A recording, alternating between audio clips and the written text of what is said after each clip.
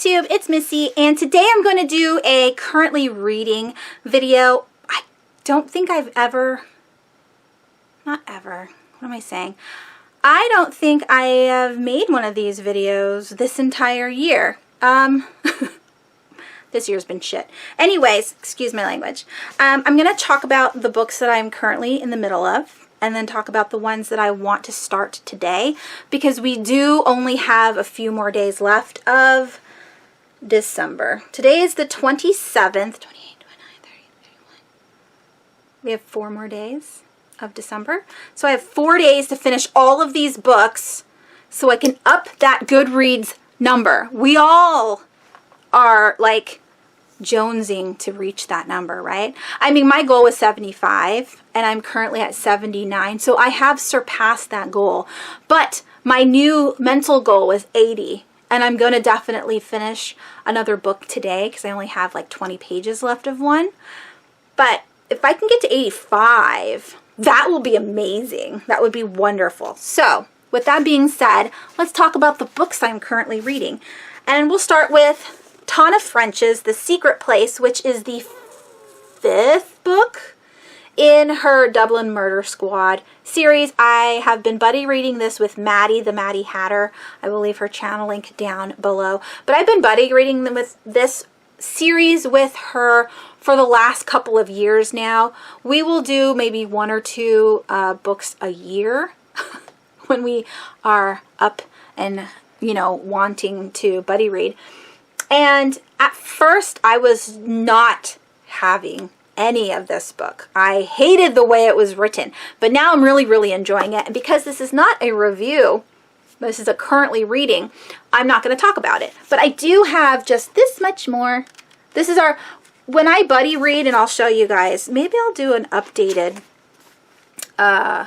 reading style with you guys in the new year. But here's my bookmark. Oh, look, it's Dane's bookmark. Hi, Dane. So I take my bookmark and I put all these flags. I think there's like 8 flags there. And what I typically do is I break up the book how I'm going to be reading it. With Maddie and I, we were just doing 1 chapter a day until we both got off of work, because she is also a teacher. So once we were both on break, then we were reading 2 chapters a day. And so yeah, we only have 2 chapters left before the book is over. Like I said, really enjoying it. But typically I'll put the flags in, and then that way I know exactly where I'm ending each day, and then I just pull the flag off and then stick it on my bookmark so I'm ready for the next time. I'm also currently reading The Cuckoo's Calling by Robert Galbraith, which is, you know, J.K. Rowling. I started this book 2 years ago, 3 years ago, something like that. And it's been on my graveyard bookshelf forever, for, you know, a couple of years now. And I decided, I can't leave it there forever. I should probably pick it back up. So I'm currently this much. I was hoping I could finish this also today. We'll see. It's not that much. What page am I on? I'm on page 274, and this story has around 450. So a little over like 150 odd pages. I hate math. So yeah, I am currently reading this, hoping to finish it before this year is over, so I feel a little accomplished, because I don't think I took too many books off the graveyard shelf this year to finish, and that is going to be one of my goals next year, is to like get a handle on my graveyard shelf. So yes, this is about a man named Corman Strike. Corman, I think is his first name. We're just going to call him Strike because his first name is stupid. Strike is a private investigator. He is on a case where this girl named Lula has either killed herself by jumping out of a window, or, you know, her balcony, or has been pushed. Now, the brother of the girl that died, he believes that she was murdered. The police and everybody else believe that she killed herself. And so Strike has been hired to investigate to find out what actually happened that night that she died. And yeah, so I'm enjoying it. It's a little slow. I'm in part 3. This is in parts, and part 3 isn't very exciting. I love crime murder mysteries. I love, especially if it has to do with the POV of the detective, but our man's strike here is pretty boring, and his love life is, you know, not hot, and he's not getting the hint with his assistant right now. Like, she's not necessarily giving him the vibes of like, hey, we should go out, because she does have a fiance, but she is giving him the vibes of like, hey, I'm interested in actually working here, but Strike won't actually hire her. So we'll see how that works. And then I am also currently reading The Sundown Motel by Simone St. James. This is a 2020 release. I'm not that far in. I still have, where is my finger? I still have this much to go. And right now it's, again, a little bit slow, so I keep putting it down.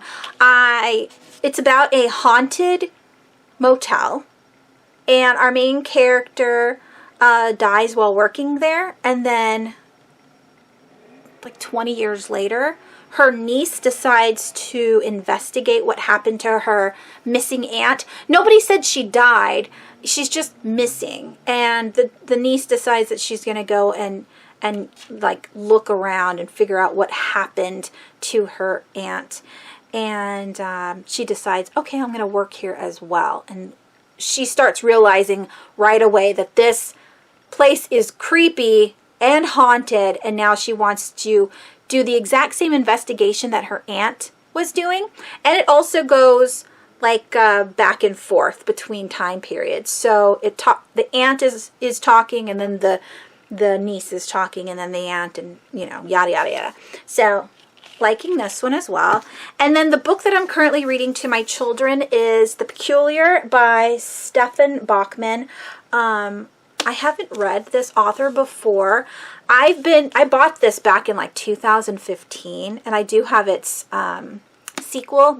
It's a duology, but I haven't picked it up because I wanted to read it to the kids, and it's actually very interesting so far. I mean, it's got definitely middle grade font, and it is going well. It's about, so there was this war between humans and the Fae, and the Fae lost. And so now they've been like incorporated into human society, but they're like the bottom pickers, right? So humans think that they are the lowest creatures possible, and so the Fae have to kind of like work in the slums and live in like the ghettos, and they are only, offered like the crappiest jobs. And one day these two Fae kids see something odd across the street. Now, they're not supposed to be seen because humans don't want to see the Fae, and if they do, I think you get arrested. I might have to like go back through and figure out what happens. But it's been many, many, many, many years since the war. And one of the things that happened in the war was they cut off ties to the forests. And so all of these Fae creatures their magic has been cut off. They're not allowed to go back home. And so they're literally stuck in the human world. And something fishy is going on. And so it is very interesting. I haven't read to the kids in a good while, like a few weeks, and that's because we are on vacation. And when we are on vacation, I tend to be more lenient and allow them to get their full proper, like time to play before bedtime. Whereas when they're in school, I stop that kind of stuff. Any electronics or technology, electronics and technology is the same thing. But if they're watching TV or playing on their playing video games or whatnot, I always cut them off an hour before bedtime so I can read to them for an hour. I know my kids are super old now, especially to be reading bedtime stories, but they both really enjoy it. Well, my oldest really enjoys it. My youngest despises it, but he needs the vocabulary, so I continue to read to them. And yeah, we'll continue the book hopefully in the new year. And then these two books that I'm going to share with you are the last two books that I want to pick up in 2020. And the reason why that is because I did do around the year in 52 books. I was really worried because I wrote all of the challenges down back in January, and I was like, I'm gonna be like a gung-ho on this, and I'm gonna do all my best to like do all the challenges. And then 2 weeks ago I was like, oh my god, I don't know if I finished any of these challenges. I didn't even look at around the year in 52 books this entire year. But I did read 75 books at that point in time. So I was like, I will find the books to fit all of these challenges. And lo and behold, I actually did. So these are the last two books that I need to read to complete all 52 challenges for the around the year in 52 books, which I will share with you guys in a video in the next couple of weeks.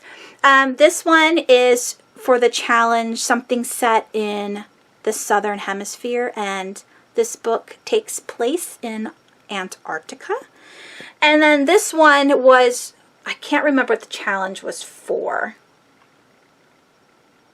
but I decided to read this one because it was under 200 pages. Maybe it was like a book less than 200 pages, and that's why I picked it up.